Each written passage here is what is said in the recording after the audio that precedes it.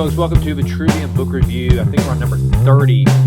I would like for you to, if you want to hear a review on a book, please, I will do that.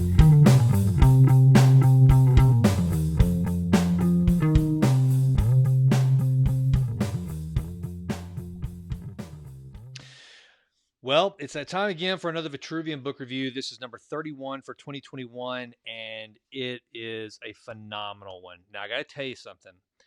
When I told my youngest daughter that I was going to be reading The Old Man and the Sea by Ernest Hemingway, she was like, "Oh, Old Man and the Sea." And why? Well, here's the thing about The Old Man and the Sea. If you look, very small book, one of the most important and maybe the most notable work that Hemingway ever did. Uh, Only has 126 pages. And so if you're a high school kid and you've got to go choose a classic, and this little bad boy is in the library, pretty enticing.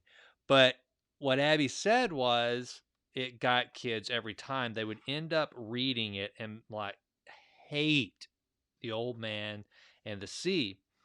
And so whenever she told me that, she had not read it herself. She didn't fall for the enticement of it being a quick read, and so she had never tried it. So I'm thinking, why would kids not like it? And now I get it. I don't honestly see how any high school kid could ever understand this. Now, what I'm about to go into here is purely my opinion. I don't want to say I'm generalizing. I just, in my humble opinion, you have to have some years under your belt and some very lonely, almost, I don't want to say life threatening, that's a little extreme, but some experiences in survival before you can really appreciate this book.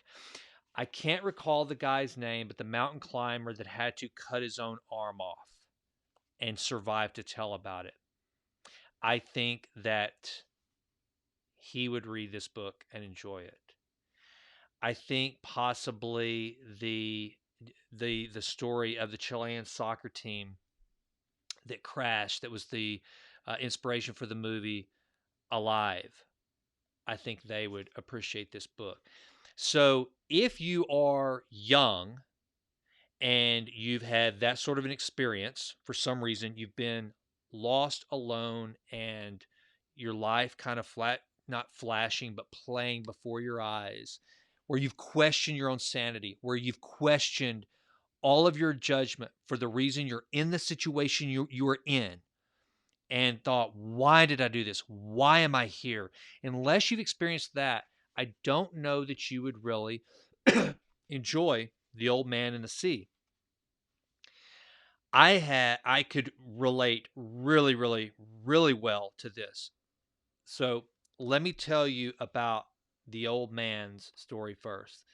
The basic setup, it's this old man who probably in his prime was a notable Cuban fisherman that made his living as an independent fisherman, probably had success, was probably pretty good, but he was in the twilight of his years, and now he had become kind of I'd say just kind of like that local guy that's there, and everybody kind of humors him that, oh yeah, old man, you're gonna go catch some today, and knowing that he's not gonna catch anything. And he had a small little skid, and he had this little kid that kind of took care of him and looked after him, and he served as kind of like a companion to the boy.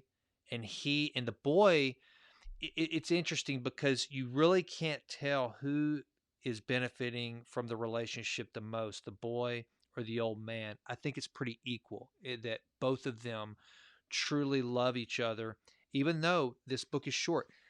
The relationship is illustrated and developed very quickly, between kind of like this surrogate grandfather and this little boy who himself is obviously pretty poor, and the respect that this young boy shows is another reason why I don't think a kid from today would like this book. As a matter of fact, I can feel myself having to kind of restrain some disgust. I think about most of the kids these days, in in modern society, where they're the kids that would probably make fun of this old man and film it and put it on TikTok. This kid's not that kind of kid. This kid is someone that, for whatever reason, he sees the humanity in this old man, and he plays along with what is obviously a farce at times, with regard to the old man suggesting that he's going to make dinner. And the little boy knows full well this old man has nothing to fix him for dinner. So he says, "Nah, I'm not hungry. That's okay. We don't have to have dinner. I don't want to eat now." And there's different instances where you really gain a great deal of respect for this little boy and his decency toward this old man. Again, in stark contrast to what at least you see a lot of today. I don't want to generalize. I mean, I hope to God that my two daughters are, would be sweet to this old guy. But just by and large, there's a cynicism that I have in me that says that most kids these days would not treat this old man with the love and the respect that this young boy does, and the care. He really cares about the old man. So the old man, he's decided he's going to go out one day, and he's had bad luck. He hasn't caught anything, and he knows, he's got some pride. He knows that everyone's probably kind of looking at him as though he can no longer fish, and that he's kind of not only down on his luck, but he's just kind of lost his game altogether. So he sets out, and he has determined he's going. It's kind of like a perfect storm. There you go, a perfect storm, which was a real life story where George Clooney and those guys.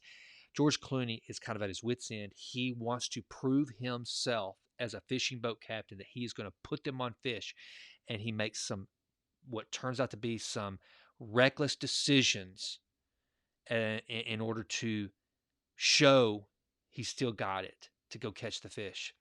That's what the old man does. He sets out, and then he ends up hooking this huge marlin. And essentially, the whole book is this marlin pulling him out further and further, and him with his hand cramping and cutting, and him managing to just do battle with this marlin, taking him further and further and further and further out to sea. And the old man having a dialogue with himself. Now, here's where the part that I could relate to, and I guarantee you some of you can relate to, and you've been in those very desperate situations where you start to talk to yourself, and you answer yourself, and you question your judgment, and you reassure yourself. I remember one time it was my very first mission trip overseas, and we went on this hike up into the Himalayas, the foothills of the Himalayas. And it was hot, humid, and we were hiking goat trails, and our GPS had the waypoints, but the treks had been erased that the missionaries had made for us before. So basically, we're going, and if any of you have ever experienced hiking in the Himalayas, it's like straight up. There are no ridges like what you would have in, say, the Rocky Mountains or something. So it's just a straight up climb. And so there's very little room for error because, one, the only water that we had was what we were carrying, and then we would have to fill our Nalgene bottles in the rivers and then put purification tablets in there to get more water. So you have to get to a water source. You've got sunlight that is going to fade at some point, and you can't camp on these slick, muddy trails like this on the side of the mountain, where not only on the sides were they these bull needles that would stick you, but they had leeches on them. So you would walk straight up for like every 15 minutes to stop and have to pick the leeches off and hope that they didn't get into some areas that you certainly didn't want to leech. Think of Stand By Me, if you remember. And these weren't those kind of leeches. These weren't the big, flat, nasty leeches. These are just these little bitty things. And so we're going up, up, up. Well, on the way up, I'm sweating profusely. I mean, I can tell there's more water draining from my pores than I'm going to ever be able to replenish orally.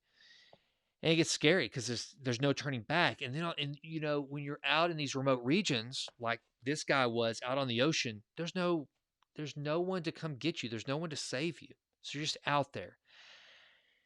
And I remember whenever I started to get frightened, then the conversation with myself began. And it started out, I had agreed to give a presentation on my mission trip to my Rotary Club upon my return. And so it started out, and I would be going along, and I'd be thinking about all the cool things I was going to tell my Rotary Club. And as the story went from mission trip and experiences along the way to a trip of survival after I had lost 15 pounds, not gone to the restroom for 5 days, completely dehydrated, and didn't know if I was coming off the mountain, the story that I told myself, that I started to talk to myself about whether would ever be able to give to my Rotary Club, and just it changed dramatically. Then I started to say things to myself like, well, you know, the Bible says, according to the Bible, the Apostle Paul tells us, take the gospel to the ends of the earth. That's what we're supposed to do. And then I would say to myself, yeah, but the Apostle Paul was single. He wasn't married. He didn't have children. So this was stupid. What have you done? Why are you out here?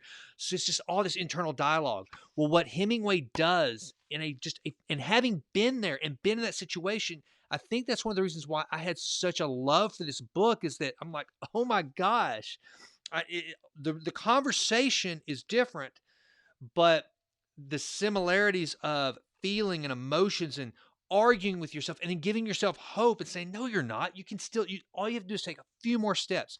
He would say, all you have to do is just hang on a little longer. You don't have food you need to eat. Yes, but you don't have to eat right now. You can wait a little longer. All these different things, beating himself up and then only to come back and say, no, you mustn't do that. You didn't do the wrong thing.